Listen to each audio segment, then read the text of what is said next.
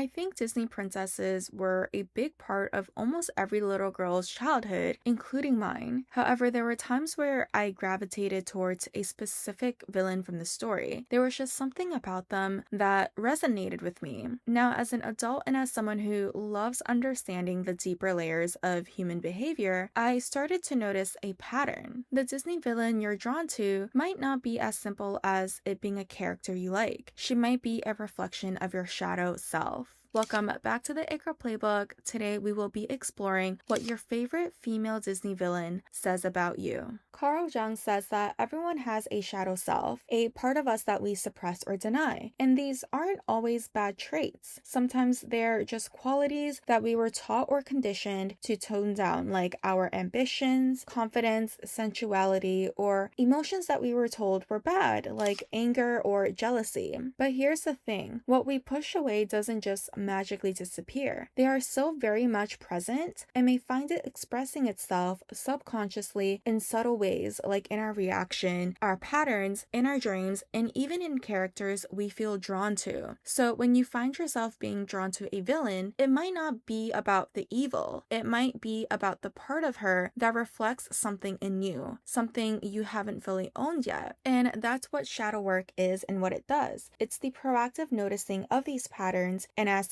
what is this character trying to show me about myself? So take a moment to recall which character you feel drawn to, and remember, there is no right or wrong answer, just the right answer for you. And as we go through these Disney villains, it doesn't necessarily have to be about who you like. Think about who feels familiar. And so with that said, let's get right into it, starting with our first villain, Maleficent. Whether it's in the original Sleeping Beauty or the modern adaptation, her story often begins with betrayal, and her response also marks the beginning of her villain arc. She embodies the shadow of betrayed trust, emotional abandonment, repressed rage, as well as something more subtle, the wound of exclusion. In the original tale, she's not invited to the celebration, and it left a cut so deep that what we see is what happens when pride tries to mask the pain of not being wanted and not being included. It's a feeling that many of us may know, the sting of being overlooked, and how that can morph into resentment, withdrawal, or even a desire to reclaim control. If you resonate with Maleficent, maybe you felt that too. The betrayal, abandonment, and in that moment you decided that softness can make you weak, and so therefore it's dangerous, and so you hardened. You become more distant, more guarded, maybe even a little bit more intimidating. You told yourself that being untouchable was safer than being vulnerable. You responded with what your mind and your body thought would protect you, but Maleficent's story reminds us how pain, when left unchecked and unprocessed, doesn't just disappear. It transforms us, and not always in ways that we like. It turns into control, bitterness, or coldness. While protecting yourself is so valid, there's power in softening too, because true healing isn't about tearing down your walls completely. It's about knowing when those walls are protecting you and when they are isolating you. It's about learning to trust again, but of course with discernment. Personally, Maleficent is the character I found myself being drawn to, and I think what really spoke to me, especially since I've only seen the adaptation with Angelina Jolie, was this idea how villains aren't always born, they're made. Maleficent was originally quite kind and gentle until she was betrayed, and her rage was a result of the greed and betrayal she had to endure. I found comfort in her character as it spoke to the part of me where I might have said or done something that I'm not very proud of, but it was a reaction to a situation that felt unfair or unjust. Of course, it doesn't excuse my behavior, but watching her helped me acknowledge those parts of me, and it gave me permission to ask, where is this coming from? Because sometimes our shadow self just wants to be understood.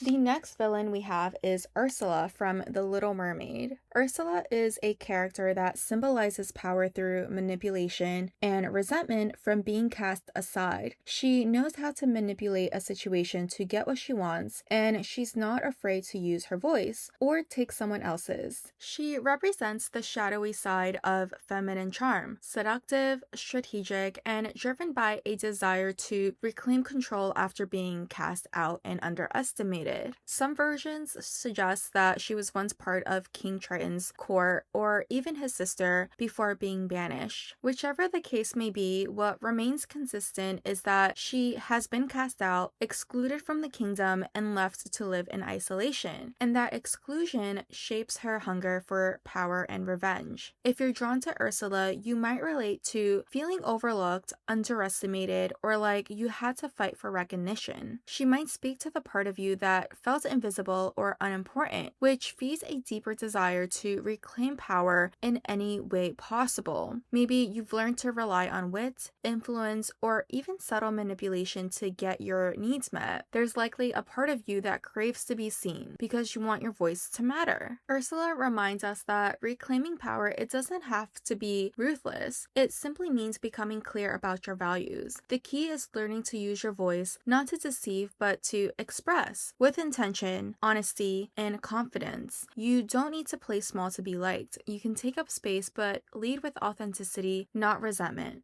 The next villain we have is Cruella De Vil. For Cruella, I want to preface this analysis by saying that Cruella's character, it can vary a lot depending on the version you're referencing. In the classic animated 101 Dalmatians, Cruella is the embodiment of vanity, obsession, and unchecked ego. She's dramatic, she's entitled, and hell-bent on getting her way no matter how cruel. There is less depth here, just pure shadow in the form of self-centered chaos and her obsession with the aesthetics. In the live action with Emma Stone, we get a little bit more of a backstory, making her character a lot more nuanced. She's clever, ambitious, and grieving. She's shaped by the loss of her mother, betrayal of the very person she admires, and a deep need to prove herself to a world that doubted her. This version of Cruella channels rage into reinvention, rebellion, and dominance, making her both quite magnetic but also dangerous. If you're drawn to the classic Cruella, it might signal a suppressed desire for control, a flair for the dramatic, or a hidden frustration with always playing nice. Maybe you've spent your whole life being the quote-unquote good girl, the nice person, and there's a part of you that secretly craves chaos, fantasizing about breaking rules, making demands, and not caring about what anyone thinks, even if it may or may not cross a line. If you resonate more with the modern Cruella, it may relate to the pain of having to rebuild yourself after being dismissed or overlooked. Maybe you've carried wounds around your identity because you were once rejected or misunderstood for it, and instead of grieving, you got to work. You reinvented yourself and you rebranded. Estella was dismissed, and so she created Cruella, an alter ego created from pain, brilliance, and rebellion. You might see yourself in that same duality, polite on the outside, but secretly craving something a little bit more chaotic, more rebellious. Maybe you've spent years perfecting the acceptable version of yourself, hiding the parts that felt too bold, too emotional, or just too much. Both versions of Cruella reminds us to examine where our ego is compensating for past wounds. Even in the modern adaptation, when Cruella leaned too far into her persona, driven by confidence, vengeance, and let her ego get in the way, it put her and the people she cared about at risk. Her story shows us how ambition without healing can turn sharp, isolating, and even destructive, but she also highlights the power of transformation. Cruella reminds us that we can rise from pain and loss without letting bitterness control the whole narrative. You can rewrite your story without becoming a villain in it.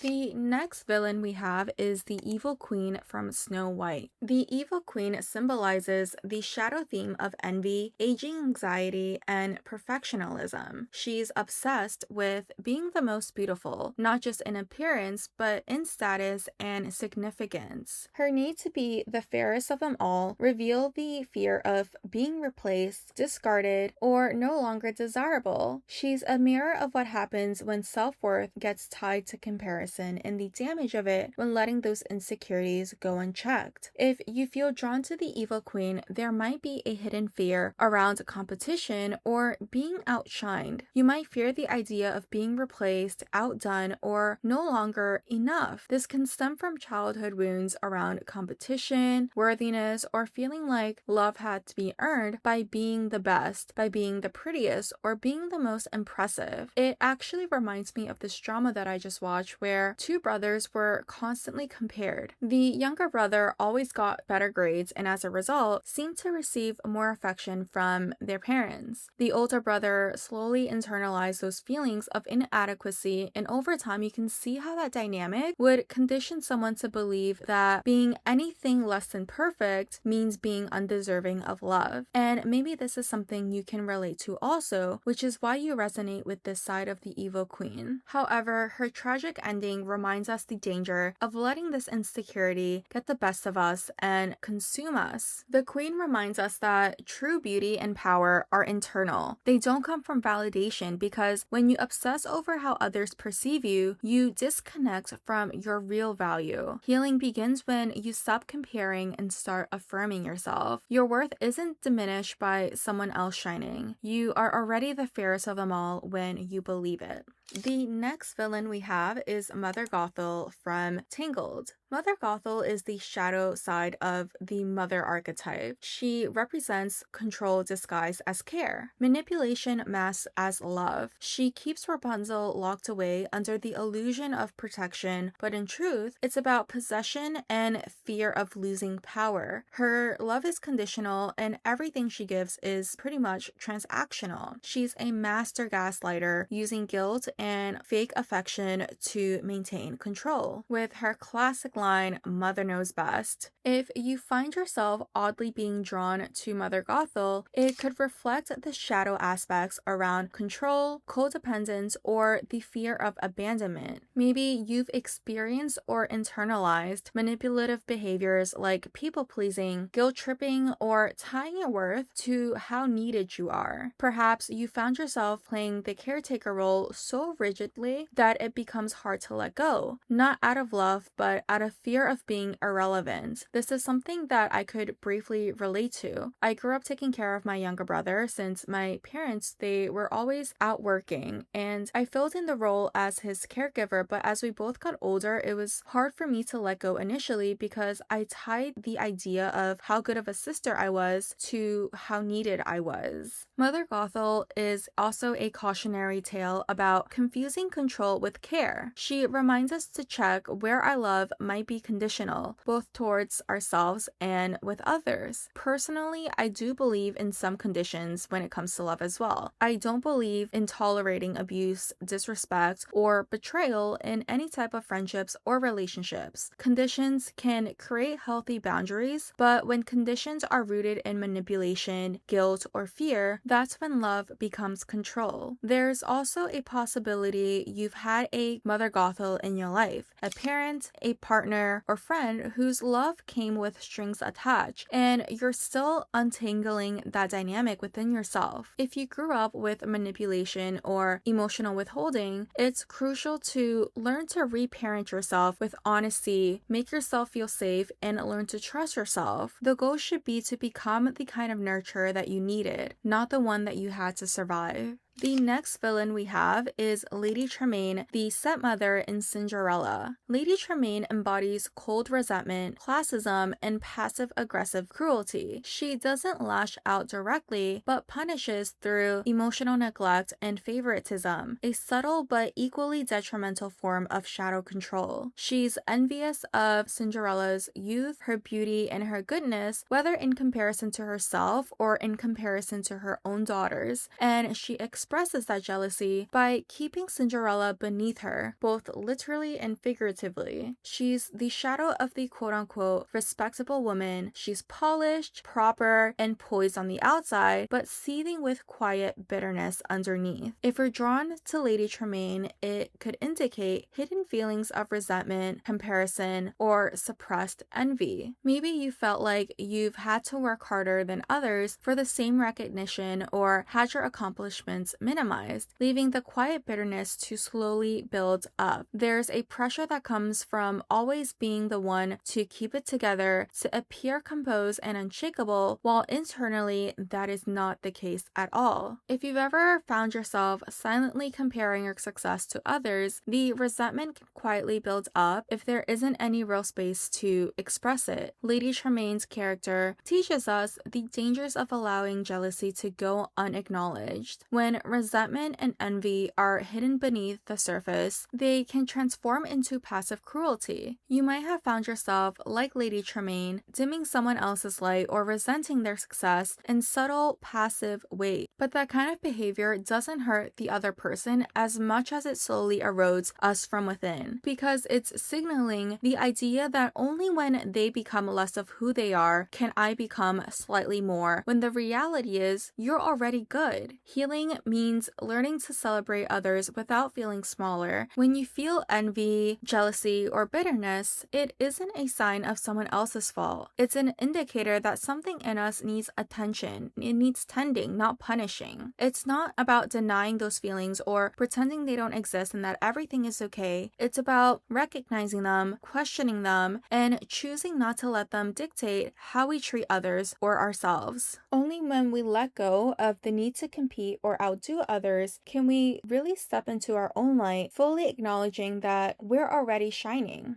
The next villain we have is the Queen of Hearts from Alice in Wonderland. The Queen of Hearts embodies impulsive rage and ego-driven authority. Her temper flares at the tiniest little offense, and her solution to everything is off with their heads. But beneath that explosive rage is a deep well of insecurity. Her fury isn't power, it's protection. It's how she covers the feeling of being small, dismissed, and powerless. She embodies the shadow self of unchecked emotions and emotional reactivity. The part of us that lashes out before thinking, that feels out of control, and that confuses dominance with strength. Her need to assert control over Wonderland stems from the fear that deep down she's not actually respected, only feared. If you're drawn to the Queen of Hearts, you might relate to feeling like your emotions sometimes get the best of you. Maybe you tend to snap whenever you feel ignored, belittled, or not taken seriously, and you found yourself regretting it afterwards. Or maybe you felt that pressure to command respect in environments where you feel a little unseen, and the only way you know how to do that is through force or excessive performing, like being loud or always needing to say the final word. Her story reminds us that rage is often a cover-up for deeper emotional wounds, that underneath all the yelling is a part of us that might have felt humiliated, abandoned, or somewhere deeply insecure. And until that part is seen, it'll only continue to scream louder. Healing the Queen of Hearts within us isn't about never getting angry. It's about pausing to ask what our anger is really trying to protect. It's about building emotional regulation so that we can be in control of our emotions rather than let our emotions control us. And when we no longer fear being small, we can stop needing to make others feel smaller just to feel big. The last villain we have is Yzma from The Emperor's New Groove. Yzma is the shadow of the overlooked genius, sharp, ambitious, and cunning, but consumed by bitterness when her brilliance gets unrecognized. Her villain arc doesn't stem from a lack of ability. It stems from the sting of being made irrelevant. She once held power as a trusted advisor, but after being cast aside, she becomes consumed by the need to reclaim her relevancy and authority. Her sabotage isn't about reclaiming power, it's more so about proving she still matters. She reflects what happens when our intellect, our effort, and our contributions are dismissed, and that pain can manifest into resentment, and resentment often leads to control, manipulation, and the desperate need to prove yourself. If she can't be respected, she'll settle for being feared. If you're drawn to Yzma, you might relate relate to feeling underestimated or overlooked, like you've had to fight to be taken seriously. Possibly you've experienced the bitterness that builds when your value isn't seen or rewarded, despite all that you've done. You might relate to her frustration, the feeling of being quote unquote put on the shelf after giving so much of yourself. She represents the overlooked woman who was once valuable but is now dismissed. This is a pattern I've noticed with my mom as well, who contributed so much into the family growing up, and whenever she gets upset, it's because she feels like those efforts is being taken for granted. Yzma's story is a reminder of what happens when brilliance hardens into bitterness. When our sense of worth depends on recognition, losing it can feel like losing ourselves. Healing the shadow means learning to validate your own intelligence and your own worth even when others don't. You don't need to prove that you're important, and rather than clinging to what you used to be, you can ask yourself, who do I want to become now? So after diving into the world of Disney villains, we get to learn how they are more than just evil forces in fairy tales. They're reflections of the parts of ourselves we often ignore, suppress, or reject, yet influence our actions and reactions. Whether it's Maleficent's pain turned into defensiveness, Ursula's desire for control, or the Queen of Hearts' outbursts hiding deeper insecurity, we can all find pieces of ourselves in these characters. By reflecting on these villains and their shadow qualities, I hope that you can gain valuable insights into your own behavior like it did for me. What draws us to these characters may often point to unhealed wounds, unspoken desires, or defense mechanisms we've learned to survive. And when we become aware of them, we can begin to shift, not by rejecting them, but by understanding them and using them as opportunities for growth. It can be uncomfortable, but the discomfort is part of the transformation. It's the very fact that you're willing to sit through this episode and face your shadow side is the reason why you'll experience growth in ways that others might avoid. That's it for today. I hope that this episode was able to help you see yourself in a new light and bring you a step closer to meeting your shadow self. I may have missed a few as I wanted to focus on Disney movies that I'm more familiar with and therefore can more accurately reflect on. If you're comfortable sharing, I'd love to hear which female Disney villain you resonated with and see which ones I might have missed. Other than that, thank you so much for tuning in. I hope to see you in the next one, and in the meantime, as always, stay hot. Bye!